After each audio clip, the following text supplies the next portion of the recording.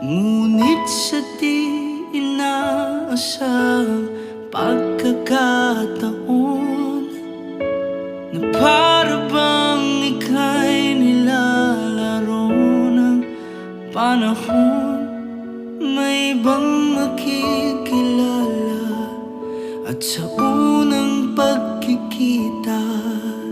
may tunay na pag-ibig